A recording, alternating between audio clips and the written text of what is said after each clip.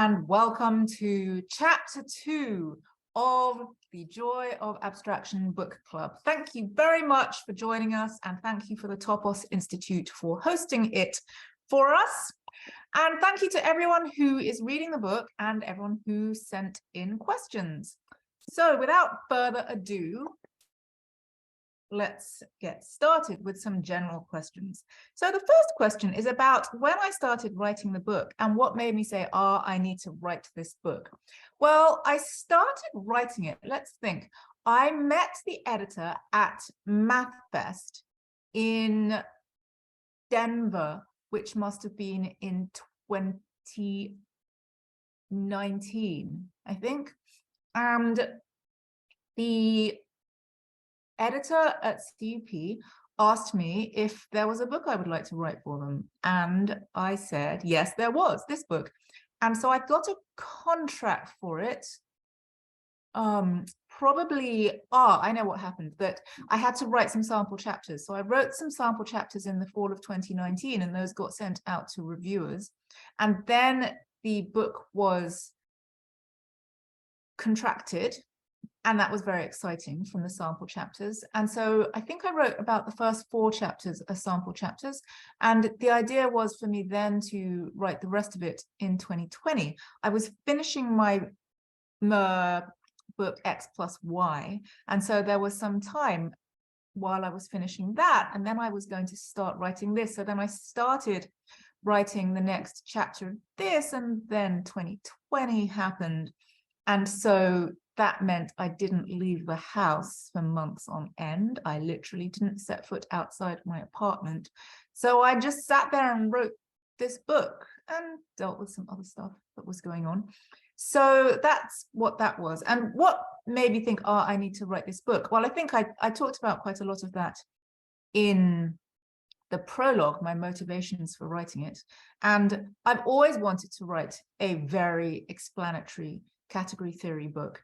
And that motivation increased the more I saw people who weren't mathematicians who were trying to learn category theory without the background of a mathematician. And as I said in the prologue, I don't mean prerequisite math topics. I mean just familiarity with how to read a math textbook in the first place. So that even if no actual pieces of mathematics are necessarily assumed, just the style of presentation of a math textbook is a form of prerequisite that isn't mentioned so much. And so I wanted to help all of those people, and also potentially help people who do have math backgrounds but still find the math textbooks a bit dry. And because I now have so much experience teaching category theory to non-mathematicians, either at art school or with high school summer camps, or to teachers who don't necessarily have math degrees, I have a lot of experience of it, and I also have developed a lot of ways of explaining things to that audience. And so I wanted to get it down on paper and share it as widely as possible. So that, I think, is that question. So the next question is about numbers being an abstraction. And the question is about different kinds of number, and whether that means that negative numbers are even more abstract because they're not really abstractions of things. They're an abstraction of an idea. They're an abstraction of an idea of an inverse, or undoing things, or debt, or going backwards. So yes, I do think that negative numbers are more abstract. I mean, these things are all subjective, and there isn't a precise definition of what counts as more abstract than something else. But I do think that negative numbers are a level more abstract. And then the question goes on to ask about pi, irrational numbers, and imaginary numbers. And yes, I do think those are more abstract as well, because irrational numbers, well, it's the concept of filling in gaps. And so really what we're doing with irrational numbers is we are filling in the gaps in between the rational numbers. And so the thing that we are abstracting there is the idea of a continuum, the idea of a continuous line, without any gaps in it. And so it's not the individual numbers that we're really abstracting, it's really the totality of them that is the number line. And that's quite a difficult concept, I think. It's kind of like when people wonder what a vector is. And a vector isn't anything. A vector is a thing in a vector space. And so the thing that we're really abstracting is the collection of those things rather than the things themselves. And that's a very categorical way of thinking about it, I suppose, rather than thinking about the individual things, thinking about the collection of them. And imaginary numbers are a bit more specifically things rather than a collection of things, because they really are the idea of a square root of a negative number. But that's a pretty abstract piling up of concepts, because first you're taking negative numbers, which are already an abstraction of something that's abstract, and then you're taking a square root, which is an abstraction, and then you're abstracting from that. So yes, I do think that imaginary numbers are levels more abstract, but again, as I said, that is a matter of opinion. So the next question, I'm actually not quite sure what it means, and this is one of the issues with doing an asynchronous book club, is that I don't get to have a conversation with you about what your question really means. So I just have to use my psychic powers. And sometimes my psychic powers are better than other times. But when you've taught for a lot of years, you get better at psychic powers, I think. So the question asks about structures and whether these are operations. And if not, what are the operations in the formal definition? And the reason I'm not quite sure what this means is because I don't really talk about operations in a category in this chapter. And I talk about binary operations as something in mathematics. And the structures I'm talking about are mathematical structures. So I'm not quite sure what this question is referring to, but I will say that when I talk about mathematical structures, what I mean is things, just mathematical things that interact with each other in mathematics. It's not a formal concept. It's a word that I'm trying to use to talk about the things that we study in mathematics. And I'm in danger of using the word thing too much. And so I prefer the word mathematical structures to remind us that the things that we're thinking about in mathematics are structured. They're not just blobs floating around. The whole point about abstract mathematics is to take a bunch of things that are related to each other in some way and examine them together with those relationships. And I am talking about this from the point of view of category theory, of course, but everything is about packaging stuff up together to make structures. That's what I mean by a mathematical structure. And they might be packaged together, not necessarily with operations, but with distances, or by gluing stuff together. So if you make a cylinder by gluing, I suppose you might say that gluing things together is an operation, but it might be just the concept of distance. And so if you have some points in space and a concept of distance between them, that's a mathematical structure, but it doesn't have any operations on it at the moment. It's just got some distances between things. So that's what I mean by structure. As for the operations in the formal definition of a category, well, I'm building up to the formal definition of a category very slowly, because I didn't want to put the definition of a category in chapter 1. So if you're curious to see what the formal definition of a category really looks like, then do jump ahead to chapter 8. But for the sake of everyone else who hasn't jumped ahead there yet, I will refrain from talking about what the formal definition looks like until we get there, so that we can build up gradually through the other chapters. So the next question is about what I call receptive mathematics, and whether category theory is a way to introduce receptive mathematics back into mathematics education, and whether we can learn from receptiveness in other fields. And so, yes, evidently I do think that category theory is a way we could do that, which is why I'm doing it. So that's why I wrote this book. But I don't think it's the only way of doing it. I think that all mathematics, in fact, all subjects should have an element of receptiveness in them. And the question asked about the strategies for receptive learning in philosophy and the humanities, but I actually did receptive stuff in physics as well. The physics that I did at the end of high school, so that was in the UK, we were taking A levels, which is the public exams that you take at the end of high school. when you're quite specialized, because in the UK, you specialize at the end of high school, and our physics exams had some reading comprehension. And so in that exam, we had to read articles about physics and then answer questions about them. And I think that that is something that we could do for math as well, learn how to read about math and be able to follow what things are saying, and also to be able to spot logical flaws in arguments and things like that. So I think that that is a way that we could do more receptive mathematical learning. And I think it would also help with training potential science writers and math writers, because being able to write about it for a general audience often involves needing to read it and understand it and then assimilate it and then pass it on to somebody else. The next question is about pros and cons, and there's a question I sort of forgot last time as well, also about pros and cons. And so someone asked if abstraction has pros and cons, and someone else asked if there are any potential drawbacks about using category theory to study category theory. And it's curious, these questions, because I mean, I think everything has pros and cons. Yes, I would say everything has pros and cons. And so in particular, everything has drawbacks. And so I suppose the answer is yes. The way the questions are phrased, it definitely makes it sound like the people asking the question have something specific in mind. And so, but then it says, how does category theory balance the trade-off between the pros and cons? So here's what I think.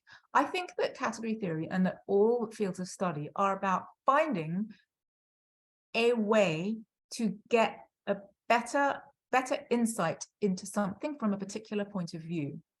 And the drawback of doing that is always if you somehow forget that there are other points of view as well. And I don't think that it is the responsibility of the subject to deal with that. So, for example, people can often use things for ill. So if you get too obsessed with science and the scientific method, then you can forget that there are other ways to do things, like using logic or using empathy. But that's not really science's fault. Science itself never said the only way to make progress is by the scientific method. But if scientists think that that's the only way to get anything done, then that's their problem. It's not science's responsibility to fix that. It depends what you mean by science. Do you mean the industry or do you mean the discipline? So category theory, I would call a discipline rather than an industry at the moment.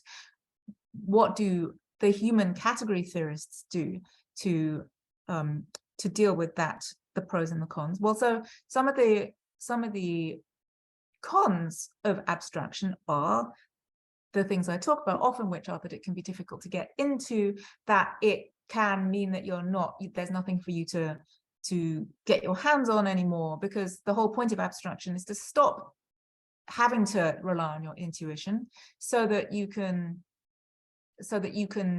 move into an abstract world where things work by logic, so that you're not using your intuition all the time. And then the drawback of that is that you can't use your intuition. And so the things we can do to counteract that are to develop our intuition in the abstract world. And the things we can do to counteract how difficult it is to get into it is to help people get into it. And so that's what I'm doing.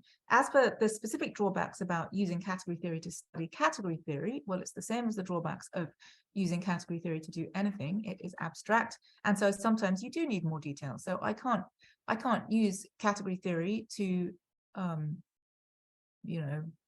calculate how much my recipe is going to be if I need to make twice as much of it, because it's just not something that category theory does. So category theory can't do everything, and mathematics can't do everything either. The drawbacks of using category theory to study category theory, well, there are some minor self-referential issues. You have to be careful that you don't get into those self-reference loops, but it's not very difficult to get out of those, just like it's not very difficult to get out of them in mathematics at large. If you don't know what those are, then again, this is one of those questions that could be off-putting to people who are thinking about things in a different way. But I think it is always good to think about the pros and cons of doing anything. And I think that the pros very substantially outweigh the cons in this instance, because the cons are things that we can help with. And I think that that's all I have to say about that. So moving on to some specific questions. We start on page 30. So this is a curious question. And again, I'm not quite sure what this question means. This question says, what do I mean by the statement that math isn't about absolute truth? And so on page 30, I say that math isn't about absolute truth. And then I go on to say what I mean by that. And so I suppose my psychic powers must, I think that the person either didn't understand what I meant in the rest of that sentence, or is gently objecting. I'll put it that way. It sounds like this person does think that math is about absolute truth. And many people do think that math is about absolute truth. So what I say next is that it's about different contexts in which different things can be true, and about different senses in which different things can be valid. And that is one thing that will come back through the whole book. And if you're curious, then go on to chapter 4, because there's a much longer discussion about context in chapter 4, and more on what I mean by math not being about absolute truth, and how what I really mean is that there is a sense in which math is about absolute truth, because once you've decided what's true in a context, you can declare, okay, in this context, that is true, and that entire statement is an absolute truth. But I just don't think that's what people usually mean by saying that math is about absolute truth. Usually when people are talking about math as absolute truth, they mean things like 2 + 2 = 4, and that's absolutely true. But that's not how math works. 2 + 2 isn't always 4. There are different contexts in which 2 + 2 can be different things, depending on what the context is. And that's what I mean by not being about absolute truth. As I say in the next sentence, abstraction is about making precise which sense we mean. So it's about different senses in which different things are valid. And it's about making precise which sense we mean in a particular situation, rather than trying to declare that something is always true. And so we put context around things, saying, well, here's the context in which this thing is true.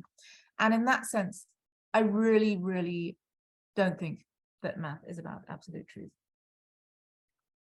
The next question on page 31, what causes the asymmetry in addition and multiplication in the case where multiplication is commutative and associative? So I'm not quite sure what this means either, because I'm not seeing much symmetry here, but I'm wondering if it's about the fact that I say that addition and multiplication behave differently in various ways. So we might say that they have features in common, such as they're both commutative if they are, and that they're both associative if they are, but they might behave in different ways. For example, that addition can always be undone, at least addition of numbers can always be undone by subtraction, but multiplication can only sometimes be undone by division, because you can't divide by 0. So perhaps the question is about why addition and multiplication are different in those ways. And that's quite a deep question. And I think it's because the way we usually define addition and multiplication, there is a rule about the distributivity of multiplication over addition, but not the other way around. So multiplication distributes over addition, which is to say that if you do A times B plus C, that's the same as doing A times B plus A times C. And that law doesn't work the other way around. Addition does not distribute over multiplication. And I think that deep down, that's because when we talk about two of something, say two apples, we are really talking about 2 multiplied by apples, and that's the same as 1 + 1 apples. So it's a contentious issue, actually, whether multiplication should be defined by repeated addition or not. But it's a basic principle that where repeated addition makes sense, if there is distributivity, then multiplication will behave like repeated addition. So by that I mean that multiplication by 2 is the same as adding the thing to itself. And that's because multiplication by 2, well, if 2 equals 1 plus 1, then we can use distributivity to say that we're adding that thing to another thing. So the reason that that causes, first of all, that is an asymmetry, because we have a law going one way where multiplication distributes over addition, but addition doesn't distribute over multiplication. And actually, that is why we can't divide by 0 usually, because, and the reason we can't is that multiplication by 0 makes everything into 0. And the reason that that's true is from the distributive law. So if you sit down and try and prove that multiplying everything by 0 gives 0, then you prove that you have to invoke the distributive law at some point. And that's the deep reason why we usually can't undo multiplication by 0, because it turns everything into 0. And so to undo it, how do we know where to get to? So I think that that is the root of why multiplication and addition are different. We could set up a world in which multiplication and addition actually do distribute over each other in both directions.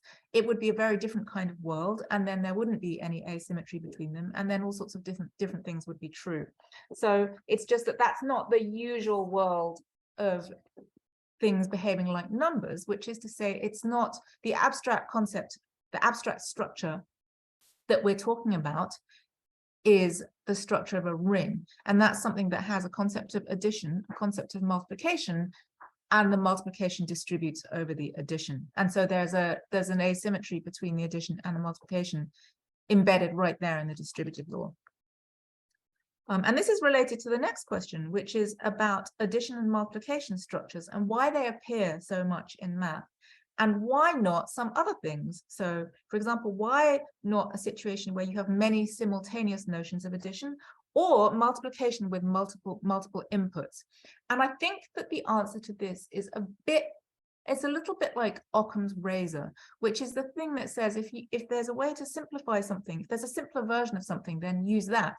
And so the math concepts that are the most widespread are the ones that are the most widespread. Oh dear, that wasn't a very good sentence, was it? What I mean is that the concepts that are the most widespread in math are the ones that can be used in the most widespread way in life, I suppose. And so there are so many situations in which it is illuminating for us to have a concept of addition. There are way more of those than there are places where it is illuminating to have two concepts of addition. And so that's why the one with one concept of addition is more widespread than the one with two concepts of addition. There are places where you might have two concepts of addition, and category theory studies those, and it's just a little bit more, well, it's quite a lot more niche because it's more specific, it's more specialized, and so it's not as widely applicable. The question about, the question about why we don't have multiplication with multiple inputs is very interesting. And the reason is that if we have multiplication with associativity, then we don't need to talk about multiple inputs. And here's why. So associativity, I'm just wondering whether I need to write on the screen. And eventually I am going to, but I don't think I need to right now. Multiplication is usually defined to be binary, which means it takes two inputs and it produces one output. So you have things like 2 times 3 equals 6, or A times B equals something. And so the associative law says A times B times C equals A times B times C. And what that's actually telling us deep down is that if we had 3 things, then there's a well-defined way of multiplying them together, because either way in which we put the parentheses would produce the same answer. And so the reason that we don't need to define multiplication with 3 inputs is that we can derive it from the multiplication with 2 inputs. And because it's simpler to start with just multiplication with 2 inputs, we do that together with the associative law, even though it would be equivalent to start with multiplication with 3 inputs and multiplication with 4 inputs and multiplication with 5 inputs. We would then need to have some interaction between those to tell us that if we did the multiplication with 4 inputs, it would be the same as doing it with 2 and then 2 and then doing the answers together. Now, this becomes really quite profound when we study abstract algebra, because first of all, if you do some more advanced category theory and you look at the abstract algebra behind multiplication structures, it takes some effort to show that the one with just the binary operations comes out to be the same as the one with 3-ary and 4-fold and 5-fold and 6-fold operations. And actually, abstractly, the one where we take a k-fold operation for every k turns out to be a little bit abstractly better behaved. And so what often happens is that there's one, when we're doing abstract mathematics, there's one approach that is better to use abstractly for proving things, and that there's another approach that is better to use in practice. And what happens with multiplication is that the one with only 2 inputs and associativity is better for using in a lot of practical situations, and it's easier to check it's true, for example. Whereas the one with the k-fold operations for every k, it's better for proving theorems, but it's very hard to check in practice. And now I've skipped way ahead because this is in chapter 20 something about coherence. And it's called biased and unbiased approaches. And I think that was coined by Tom Leinster, but it might have been someone earlier than that. Biased, it's called biased because we have biased ourselves towards the binary situation rather than being egalitarian towards all operations with k inputs for all k.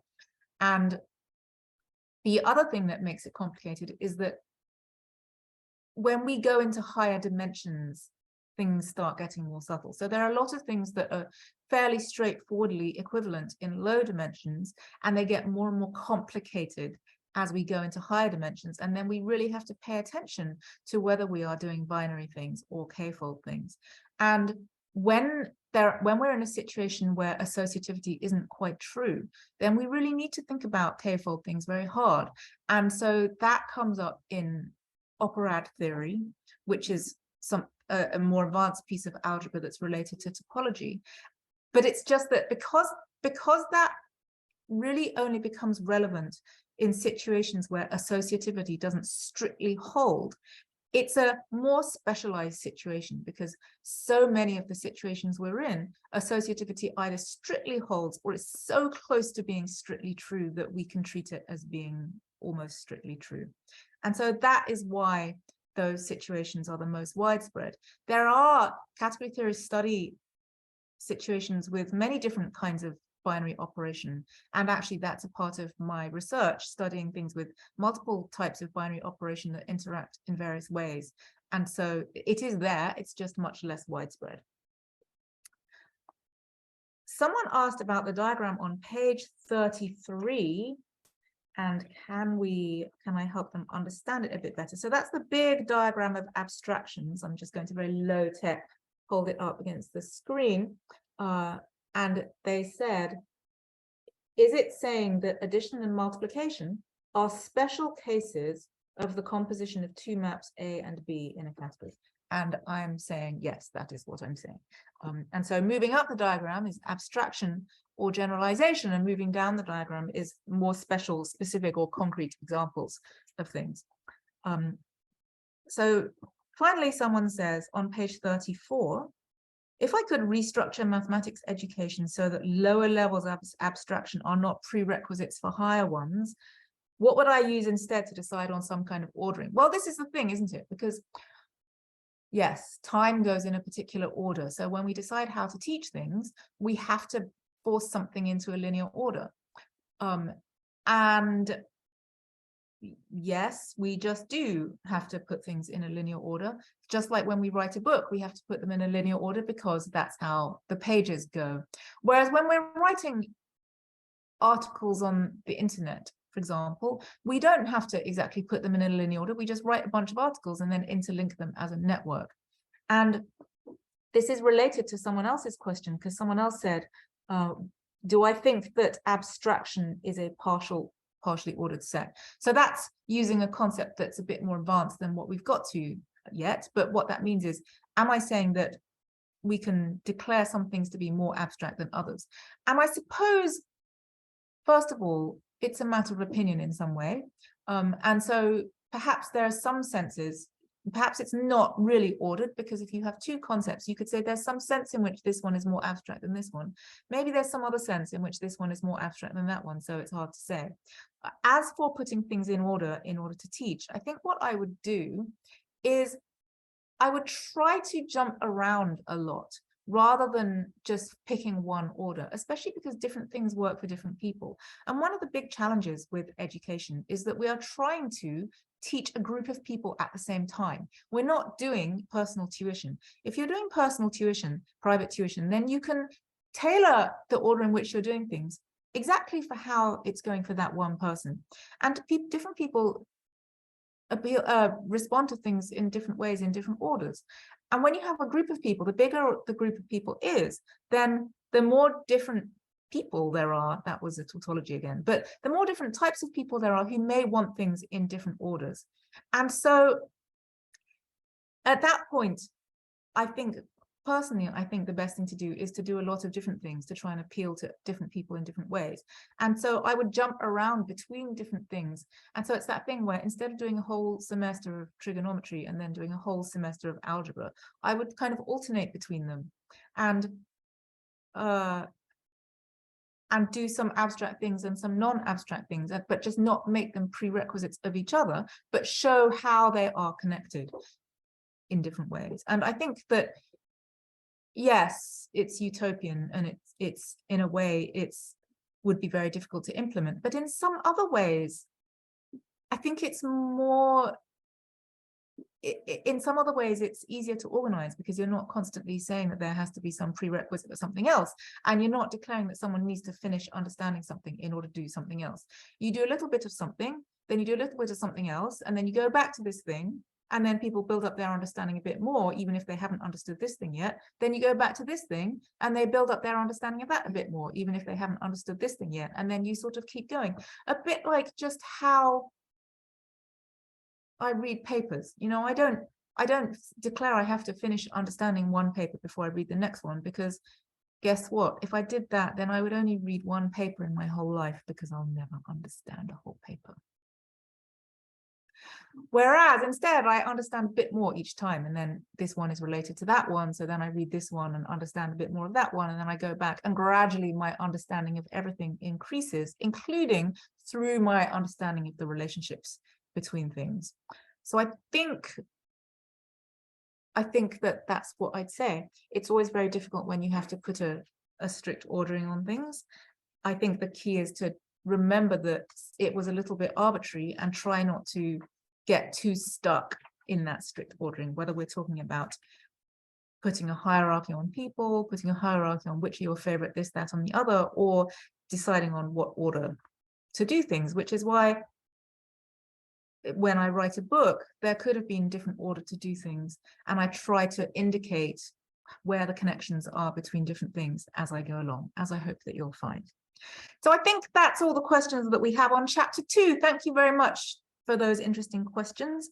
There were some nice comments at the end. Someone said, thank you. Someone said, I'm one of your audiences who's a self-learner, struggled in the past, now finally able to put different droplets of depth together in an actual coherent pool of knowledge through this book. Well, that was a very beautiful and poetic statement. Someone else said they super appreciate it. Thank you so much for the online category theory lectures and the book. I really love them. Thank you. I really appreciate these words of appreciation. Thank you so much for the book club. I really enjoy the approach of your book, your writing style, and the chosen examples. And someone quoted Dijkstra saying, the purpose of abstraction is not to be vague, but to create a new semantic level in which one can be absolutely precise. And I like that, although I will say that it makes it sound like anyone thinks that the purpose of abstraction is to be vague. And I have never thought that the purpose of abstraction is to be vague. It's a bit like the idea that music isn't a vague expression of emotions. Now, it's true that you can't use music to say something like please pass the salt, because that's an awfully concrete thing. But I think that you can use music to express emotions much more specifically than words. And similarly, abstract mathematics expresses things that can't be expressed in another way, in a very specific way. And it's to do with analogies between things, relationships between things, and commonalities that we see in areas of math, but also in areas of life. And so I hope that as we go along, you will start thinking, you will or continue or develop your abstract thinking so that you see it all around you, not just in parts of math and in the examples in the book, but extending to things that you see around you in your life, including, of course, the commonalities that we have between us as human beings. Even though we are different, at many abstract levels, we're all the same. So thanks for being here. Thanks again to the Topos Institute, especially to Brendan, Juliet, and Tim. See you next time. Bye.